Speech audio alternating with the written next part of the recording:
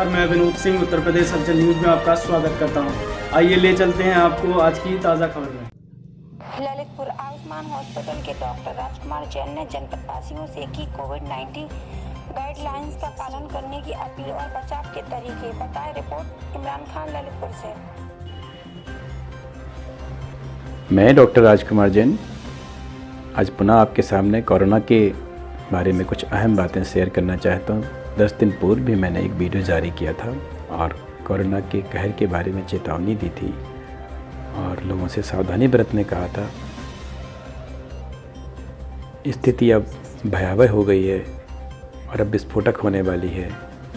अब भी हमें बहुत सावधान रहने की ज़रूरत है। हम अपने देश को, समाज को और जनपद को बचा सकते हैं। आज मैं कुछ बातें अपने चिकित्सक भाइयों से, लैब संचालकों से और बुखार के मरीजों से, जनता के जागरूक लोगों से करना चाहता हूँ। देखिए, इस समय बुखार के मरीज़ शहर में बहुत ज़्यादा बढ़ रहे हैं और इनमें से अधिकतर मरीज़ कोविड के ही हैं, ऐसा मैंने देखा है। इसलिए मैं आपसे ये कह सकता हूँ कि वायरल फीवर इस समय बहुत ज़्यादा फैल रहा है और जब जब वायरस इस तरह से मौसम बदलते समय आता है, उसी तरह परिवार में एक व्यक्ति, फिर दूसरा व्यक्ति, तीसरा व्यक्ति संक्रमित होता है। क्योंकि कोरोना की हाई इन्फेक्टिविटी रेट है, इसलिए ये ज़्यादा जल्दी फैलता है और ज़्यादा लोगों को अपनी चपेट में ले लेता है। तो इस समय यही स्थिति हमारे जनपद में और देश में हो रही है। ऐसे में हमें क्या करना चाहिए? अगर किसी को बुखार आता है तो या तो वो डॉक्टर के पास जाता है या सीधा लैब में खून टेस्ट कराने पहुंच जाता है। और जब वो खून की रिपोर्ट लेकर के आता है चिकित्सक के पास तो कहता, डॉक्टर साहब मुझे टाइफाइड हो गया है, विडाल टेस्ट मेरा पॉजिटिव है, या कहता मुझे मलेरिया हो गया है। कोई नहीं कहता कि मुझे वायरल फीवर हो गया, मुझे कोविड हो गया है। देखिए, डॉक्टर कितना भी समझाए, यदि मरीज विडाल टेस्ट की रिपोर्ट पॉजिटिव ली है तो उसको वो इग्नोर नहीं कर पाता है। यहाँ मैं अपने चिकित्सक भाइयों से और लैब संचालकों से कुछ बातें शेयर करना चाहता हूँ। देखिए, विडाल टेस्ट जो टाइफाइड के लिए किया जाता है, एक नॉन स्पेसिफिक टेस्ट है। 100 साल से ये टेस्ट टाइफाइड के लिए किया जा रहा है। अब और अच्छे टेस्ट भी उपलब्ध हो गए हैं, टाइफीडॉट उपलब्ध हो गया है।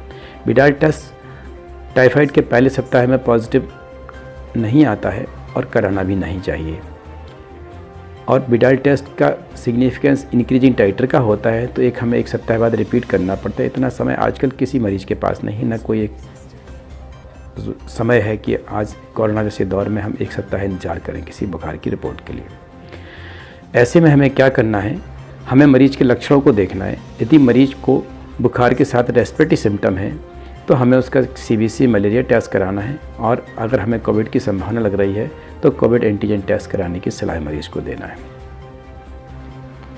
मलेरिया पॉजिटिव अगर आता है तो ये देखें कि वो किसी स्किल्ड टेक्नीशियन द्वारा स्मीयर देखी गई है, क्योंकि मलेरिया स्लाइड में पॉजिटिव आना बहुत यहाँ पर आम हो गया है।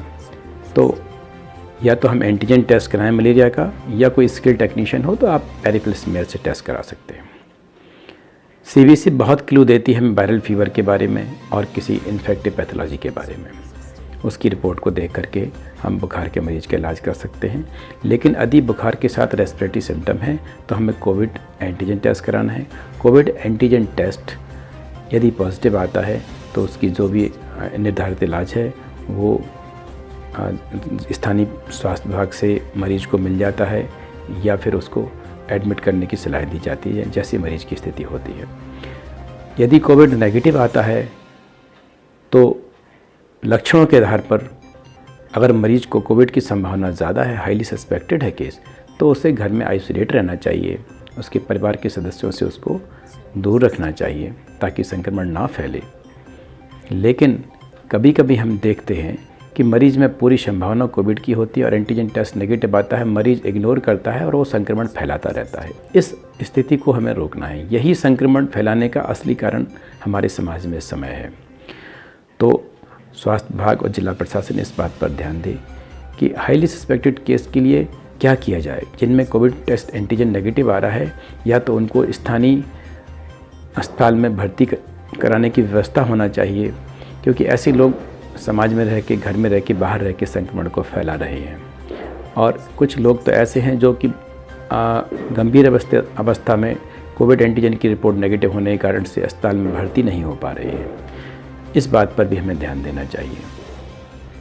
जहाँ तक बिडाल टेस्ट की बात है, मैं लैब संचालकों से कहना चाहता हूँ कि यदि आप बिडाल टेस्ट डॉक्टर ने लिखा है और आप कर रहे हैं तो उसको सही प्रॉपर मेथड से करें। मुझे जानकारी जो मिली है, अभी जो लैब संचालक बिडाल टेस्ट करते हैं वो एक स्लाइड जो होती है उसमें चारों सॉल्यूशन एक ड्रॉप डालते हैं और उसमें सीरम डालते हैं, और उसको जैसे वो मिक्स करते हैं तो उसके जिस तरह से वो स्लाइड में उसको फटता है, जिसको हम कहते हैं एग्लूटिनेशन होता है, तो वो देख करके लोग उसके टाइटर को लिख देते हैं।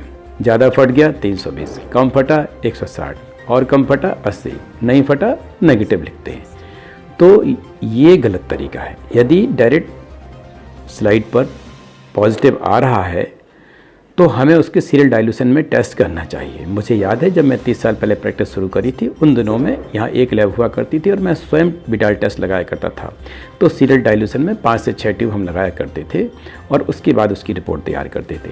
तो मैं सभी टेक्नीशियन से ये अनुरोध करूंगा कि या तो बिडाल टेस्ट आप करें तो प्रॉपर मेथड से करें। उसकी रिपोर्ट पॉजिटिव देने के पहले कई बार सोचें कि मैं मरीज को टाइफाइड की रिपोर्ट दे रहा हूं, और या तो इस टेस्ट को ना करें। और अपने चिकित्सक भाइयों से कहेंगे कि यदि रेस्पिरेटरी सिम्टम है, बुखार साथ में है, तो बिडाल टेस्ट ना कराएं। आपको टाइफाइड की बहुत संभावना लग रही है तो टाइफी डॉट टेस्ट पहले सप्ताह में करा सकते हैं।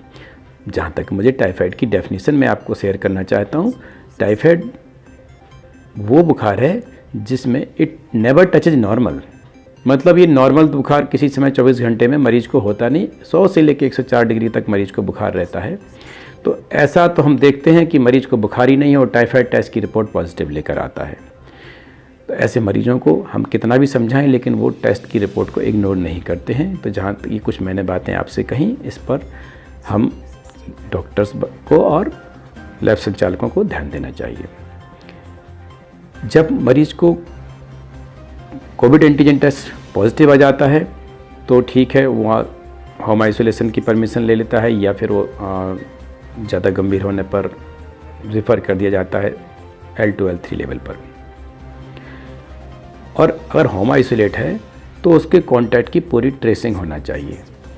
जो हमने पिछले साल जिस तरह से सर्वेलेंस किया और कॉन्टैक्ट ट्रेसिंग की, उसको अब पुनः चालू करना चाहिए। और मैं समझता हूं कि ये हमारी सामाजिक जिम्मेदारी होना चाहिए कि जिस मरीज़ को पॉजिटिव आता है वो पूरे संपर्क के नाम बताए और अपने लोगों से कहे कि वो टेस्ट अपने कराएं।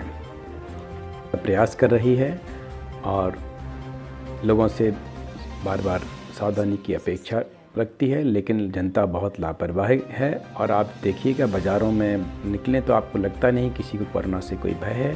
मैं वही पुनः आपसे अनुरोध कर रहा हूँ कि घर से कम निकलें तो मास्क लगा कर निकलें, सोशल डिस्टेंसिंग का पालन करें। बुज़ुर्ग लोग और बीमार लोग बहुत आवश्यक होने पर घर से निकलें और जल्दी अपने कार्य को लौट करके आएँ। मंदिरों और धर्म स्थलों पर ज़्यादा भीड़ ना करें, आवश्यक होने पर ही घर से बाहर जाएं। शादी समारोहों में ज़्यादा भीड़ एकत्रित ना करें। सामाजिक कार्यक्रमों को कम से कम आयोजित करें। अभी 1-2 माह जो हैं हम हर कार्यक्रम को पोस्टपोन कर सकते हैं। ज़िंदगी बहुत ज़रूरी है और फ़ोन पर संपर्क तो हम लोग कर ही सकते हैं। और हम लोगों से एक अपेक्षा भी करेंगे कि जो लोग लापरवाही बरत रहे हैं, हमारे जो स्वजन हैं, हमारे जो जानने वाले हैं, हम उनसे फ़ोन पर उनको सावधानी बरतने की सलाह उनको दें। और जहाँ तक दिनचर्या का सवाल है, सुबह से उठ करके 2 गिलास पानी पिएं। दिन में भी पानी की अच्छी मात्रा लें और पानी को ठंडा बिल्कुल ना पिएं। नॉर्मल पानी या गुनगुना पानी पिएं। मटके का पानी का और फ्रिज के पानी का बिल्कुल इस्तेमाल ना करें। जहाँ तक खाने का सवाल है, खाने में जो इम्यूनिटी बढ़ाने वाली चीज़ें हैं जिनको हम 1 साल से चर्चा कर रहे हैं, सभी अब जानते हैं, उनका उपयोग करें। और वैक्सीन ज़रूर लगवाएं। वैक्सीन जिन्होंने नहीं लगवाई है, जो एज ग्रुप में आ रहे हैं 45 प्लस में, वो जल्दी अपनी वैक्सीन लगवाएं। वैक्सीन लगवाने जिन्होंने 2 डोज लगवा लिए वो ये ना समझें कि हम सुरक्षित हो गए हैं। वैक्सीन की एफिकेसी अच्छी है, सुरक्षित है, सब कुछ है, लेकिन उसके बाद भी हमें पूरी सावधानी रखना है और इस तरह से हमें कोशिश करना है कि जल्दी से जल्दी हमारा देश हर्ड इम्यूनिटी अचीव करे और हम कोरोना से अपनी इस जंग को जीतें। जल्द ही कोरोना मुक्त भारत की हम कल्पना करते हैं। जय हिंद, जय भारत।